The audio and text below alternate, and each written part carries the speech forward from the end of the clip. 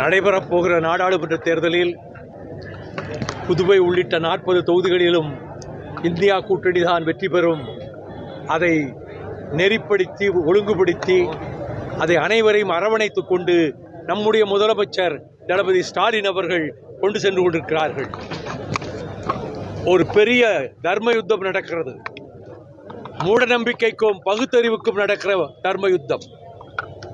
இந்துத்துவ சக்திகளுக்கும் மதச்சார்பற்ற சக்திகளுக்கும் இடையிலே நடக்கிற யுத்தம். இதிலே இந்த இந்துத்துவ சக்திகள் தோற்கடிக்கப்பட வேண்டும், முறியடிக்கப்பட வேண்டும் என்றால் தமிழ்நாட்டை மற்ற மாநிலங்களும் பின்பற்ற வேண்டும். அந்த வகையிலே 5 கூட்டங்கள் இதுவரை நடந்திருக்கின்றன.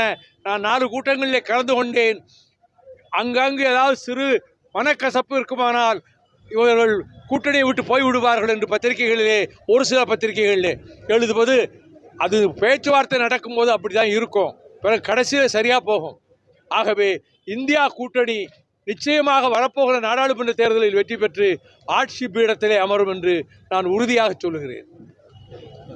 மமதா பானர்ஜி பல்லாவரம் எம்எல்ஏ அவங்க மகள் கைது பண்ணிருக்காங்க. அது சம்பந்தமாக நான் கேள்விப்பட்ட வகையில் அந்த எம்எல்ஏ ரொம்ப நல்ல மனிதர் என்றும் அவருக்கும் இவங்களுக்கும் எந்த தொடர்பும் கிடையாது என்றும், மகன் மருமகளுக்கும் இந்த சம்பவத்திற்கும் அவருக்கும் எந்த தொடர்பும் கிடையாது என்றும், ஆனால் ஒரு நல்ல மனிதருக்கு இன்றைக்கு ஊடகங்கள் எல்லாவற்றிலும் பல்லாவரம் எம்எல்ஏனுடைய மகன் மருமகள் அவர்கள் கைது சிறையில் அடைக்கப்படுகிறார்கள் என்கும்போது இவர் மீதும் ஒரு சந்தேகம் வரத்தானே செய்யும்.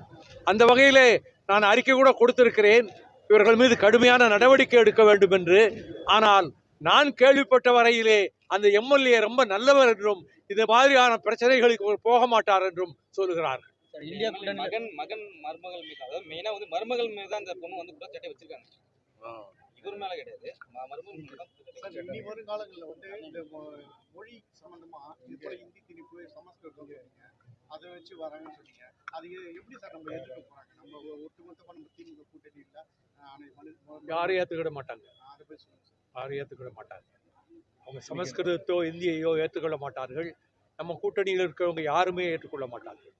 சார், மமதா பானர்ஜி தனியா நிற்கிறதா சொல்லியிருக்காங்க. அது கூட்டணியில் எந்த அளவுக்கு இருக்கும்? நீங்க கூட்டணி பேச்சுவார்த்தை நடக்கும்போது இதெல்லாம் சின்ன சின்ன சீண்டல்கள், கருத்து வேறுபாடுகள் வர்றதான் வழக்கம். நீ மாதம் 2 மாதத்துக்கு மேலே இருக்க, அதற்கிடையில் எத்தனையோ சமாதான பேச்சுக்கள் நடக்கலாம், வாய்ப்பு இருக்கு. நான் நம்பிக்கையோடு இருக்கிறேன். சார், கடந்த முறை பாராளுமன்ற தரப்பு போது செங்கோலை ஏற்றிட்டு இங்கிருந்து ஆதினங்கள்லாம் அழைக்கப்பட்டாங்க. இந்த வாட்டி அவங்களெல்லாம் புறக்கணிச்சுட்டு சிலரை தான் அழைச்சிருக்காங்க. அவங்களும் நாங்கள் ஆன்மீகத்துக்கு தான் போகணும்னு சொல்கிறாங்க. அதை பற்றி இவங்களுக்கு இந்த நரேந்திர மோடி கூட்டத்துக்கு எதுலேயுமே ஒரு உறுதி கிடையாது. எங்கே தங்களுக்கு லாபம் கிடைக்குதோ அதை நினச்சி அதை ஆதரித்து பேசுவாங்க. இன்னைக்கு ஒன்று பேசுவாங்க, நாளைக்கு அதை மாற்றி பேசுவாங்க. ஆகவே அவர்கள் ஒரு கொள்கைக்காக இருப்பவர்கள் அல்ல. பதவி எப்படியாவது பிடிக்கணும், எப்படியாவது ஜெயிக்கணுங்கிறதுக்காக லட்சக்கணக்கான கோடிகள் அவர்கள் காலடியிலே குவிந்து கிடக்கின்றது. இன்றைக்கு இந்தியாவிலேயே அதிக பணம் வைத்திருக்கிற கட்சி என்று சொன்னால் அது பாரதிய ஜனதா கட்சி தான். அந்த பணத்தை விதைத்து பொய்யான கற்பனை உரையாடல்களை அவர்கள் மெய்ப்பொருள் போல காட்டி எப்படியாவது இந்த தேர்தலில் ஜெயித்து விட வேண்டும் நினைக்கிறார்கள். ஆனால் அவர்கள் நினைப்பது நடக்காது, அவர்கள் தோற்று போவார்கள். சார், ராவணன் தமிழர் அவருடைய அகழ்வாராய்ச்சி பண்ணணும்னு சொல்லி திரும்ப